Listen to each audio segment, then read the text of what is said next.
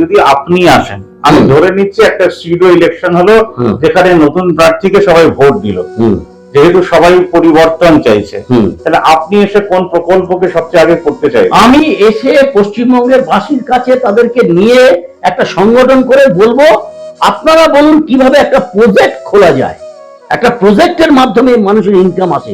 আপনি যান তো হরিয়ানা, যান আপনি পাঞ্জাব, যান আপনি সাউথে কেরালা, যান আপনি অন্ধ্রপ্রদেশ, যান তেলেঙ্গানা, যান আপনি আমার সামনের রাজ্য বিহারে কি ছিল এখন কি হয়েছে, আপনি উত্তরপ্রদেশে যান, ওখানে যোগী honourable chief minister Yogi Adityanath কি করেছেন। তাহলে একটা কথা জিজ্ঞেস করি, কথা ছিল যে বাংলা পথ দেখায় সেটা অন্যেরা দেখে, রাইট? তাহলে কি এখন বাংলা পথ দেখছে অন্যদের? সেটা বুঝুক, বাঙালির লোকই বুঝ, বাঙালি তথা পশ্চিমবঙ্গের বাসীকে বুঝতে হবে।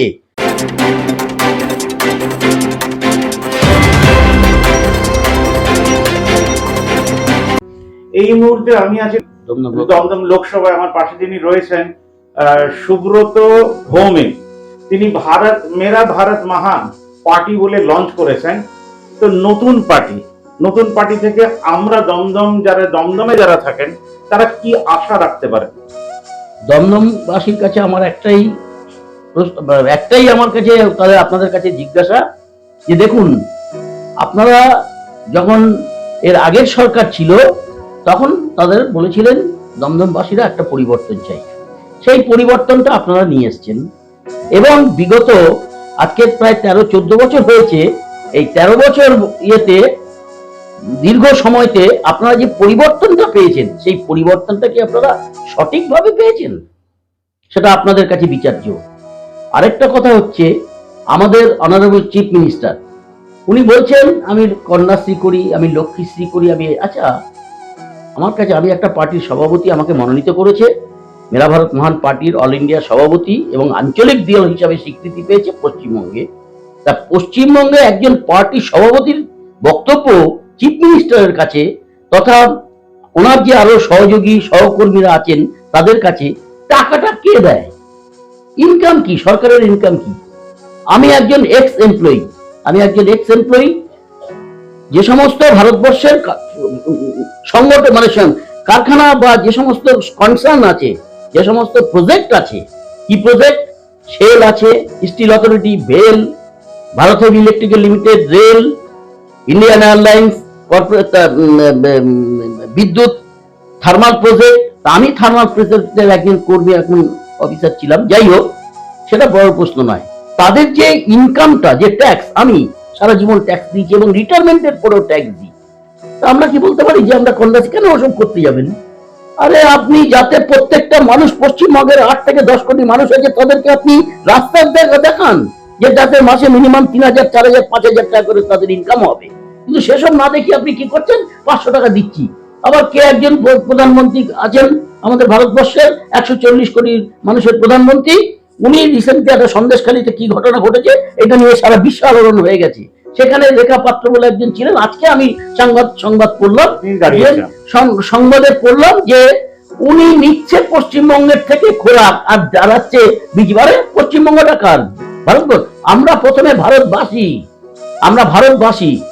লক্ষ্মীশ্রী কি উনি দিচ্ছেন নাকি? চিফ মিনিস্টার লক্ষ্মীশ্রী পকেট থেকে দিচ্ছেন? চিফ মিনিস্টার দিচ্ছেন সরকারের একটা আবগারি সংস্থা, যেটা সেন্ট্রাল গভর্নমেন্ট পাঠায়।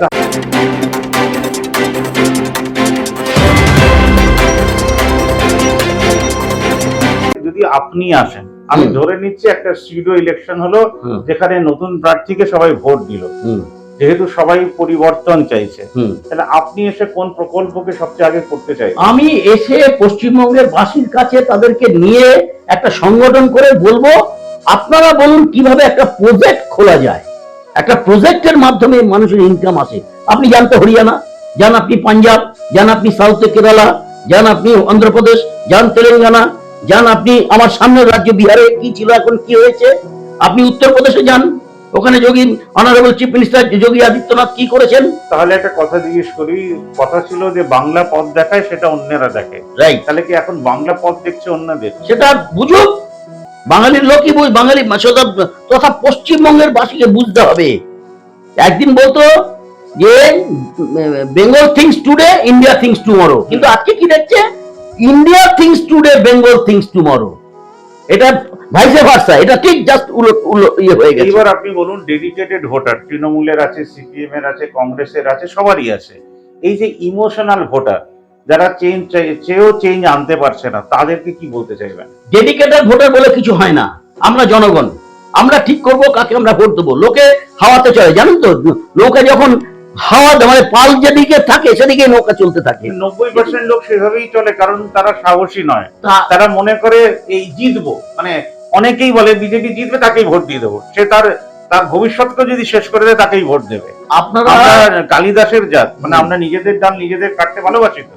এইবার শুনুন, আপনি যে প্রশ্নটা করেছেন সাংবাদিক বাবু, রাইট প্রশ্ন করেছেন। কেন এই প্রশ্ন, যে কালিদাস যেটা অপমানিত হয়েছিলেন উনি ওনার সহধর্মিনীর কাছে, উনি যখন চলে গেছেন গঙ্গার ধারে, তখন কিন্তু মা সরস্বতী ওনাকে দিয়েছে, বর দিয়েছে। তুমি কি চাও বলো। সেই কালিদাস কিন্তু একজন নবরত্নের এক রত্ন। এবার আমি আপনাদের বলি, কেউ, আমরা ভারতবাসী, আমরা পশ্চিমবঙ্গের মানুষ, পশ্চিমবঙ্গের মানুষের সাহসিকতা থাকে কেন? আমরা আশুতোষ মুখার্জি দেশের লোক, আমরা নেতাজি সুভাষচন্দ্র বোসের লোক, আমরা স্বামী বিবেকানন্দ, এবং যদি আপনারা সাধু সন্ন্যাসী দেখেন, আমরা ঠাকুর পরম শ্রী শ্রী রামকৃষ্ণ দেশের মানুষ, আমরা মা শারদার দেশের মানুষ। তাদেরকে পথ অবলম্বন করুন। আমরা বাংলার বাঘ আশুতোষ মুখার্জি, এবং যে বাঘ মেরেছিল যতীন্দ্রমোহন মুখোপাধ্যায়, এদেরকে আপনারা দেখুন। ক্ষুদিরাম বোস, যে মাত্র 17-18 বছর বয়সে ফাঁসির দড়িতে চেয়ে হয়েছে, তাদেরকে দেখে আপনারা অনুপ্রাণিত হন। শুনুন, কোনো ভোট ডেডিকেটেড নয়, আমি আপনাদেরকে বলছি, কোনো ভোট ডেডিকেটেড নয়। আপনাদের যেখানে মন হবে, আপনাদের যেখানে ইচ্ছে হবে, আপনারা সেখানেই ভোটটাকে, আপনাদের একদম সম্পূর্ণ অধিকার, 100% আপনার ফান্ডামেন্টাল রাইট। এটা হচ্ছে আপনার নিজস্ব অধিকার, যেটা আপনি 5 বছরে একবার নিজেকে তুলে ধরেন। সেই জিনিসটা আপনারা, আমার আপেল চিহ্ন, আরো আরো যাদের চিহ্ন আছে, আপনারা সমস্ত কিছু ইভিএমটা দেখে সব বিচার করে আপনারা সেখানে ছাপ্পা দেবেন। এটা আপনাদের কাছে আমার অনুরোধ রইল। আপনাদের আশীর্বাদ নিয়ে আপনারা আমাকে লোকসভা কেন্দ্রে পাঠান। দেখুন আমি দমদমবাসীর জন্য কি করতে পারি, তথা পশ্চিমবঙ্গবাসীর জন্য আমি কি করতে পারি। আপনারা আশা করি বাংলায় শুনলেন এবং বাংলায় বুঝতে পারলেন।